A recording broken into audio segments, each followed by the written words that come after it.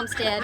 This part 2 of chickens, raising chickens. So I'm out here in the pen with them today. I just came out here to give them, I found some spring mix we had in the refrigerator that was going bad. So I figured I'd treat them with the little, I think there was some fancy scratch I had. We're supposed to be getting some snow tomorrow, so I figured I'd give them some extra grains to go with their laying pellets. Everybody's loud today. But they're happy they got extra treats. A chicken's body temperature runs about 105 degrees. So while you're thinking about what kind of coop to have, know that you want extra air ventilation for summertime and not necessarily worry too much about coldness unless you live up in the higher zones like 5, 4, 3, 2, stuff like that. Let me go outside so we can hear me a little bit better. Hold on. Right, I'm outside the coop.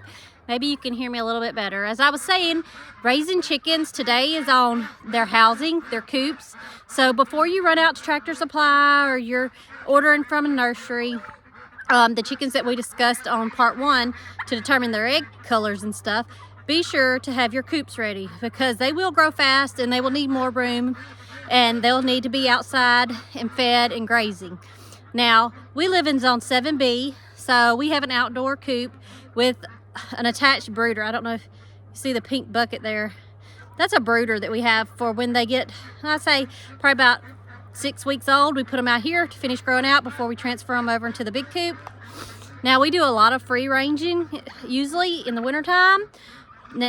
Chicken's body temperature, as I was saying, runs about 105. So if you're in the higher climates such as 3, 4, and 5, you might need to have a little bit better shelter where you can add natural light, like a heat lamp to keep them warm, extra layers of hay, bedding, stuff like that. Now in the summertime, as we're 7, 8, and 9 zones, you want to pay more attention to the heat. When a chicken's body temperature, when the outside reaches about 80 to 100 degrees, that it compromises the chicken's body because, like I said, they run about 105 degrees. So have a way that they can cool off by standing in water. I have seen sprinkler systems set up in some coops. Make sure you have a draft going in the coop so the airflow is steadily going. Give them some ice treats. I have seen people freeze different like peas and corn and stuff in bowls of water and give it to them to keep them cool. So, but the different types of coops, let's go about, this is the tradition. This is not a traditional, this is a homemade coop. It works great. This, where the door opens up, that's where they lay, not where they lay, but where they roost at night, so we can sweep it out and keep the manure cleaned out. On the opposite side of that is their nesting boxes, and I have a lift up, as y'all have seen in some of the videos. I can collect my eggs. All this is the run where they can go back and forth and scratch. A chicken gets bored easily, so have them places to scratch, dust baths. I've seen chicken swings and wheels. There's all kinds of stuff that you can do for them to keep them busy. Throw in leaf clippings, some, like when you mow the yard, empty your mower clippings in there. They'll eat a little bit of the grass, but it entertains them by scratching around. Now, there's also chicken tractors. That is a type of coop that is mobile. And when by mobile, I mean it's stationary and you pick up the front and you move it. Some have bigger wheels and you can pull them by hand because they're not that big. Some of the chicken tractors are huge for like meat birds, and you hook them to a tractor, a four-wheeler or something, and you can pull them on skids. So move them.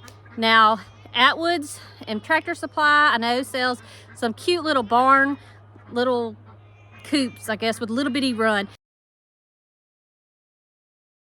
And that's great if you live in the neighborhood and subdivision. Hello, Alex. And you could only have a couple chickens. That is great. It compromises the space if you go to putting too many in there, and you don't want them to be smashed because of that heat again. So I would only have one of those if I was only keeping probably up to 4 chickens, maybe. If that, it depending on the breed that you get, what sizes, and then allow them to get out in free range.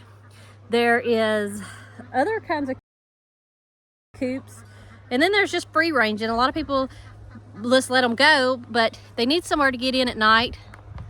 Well, hello, Alex. Did you want to join us for the conversation?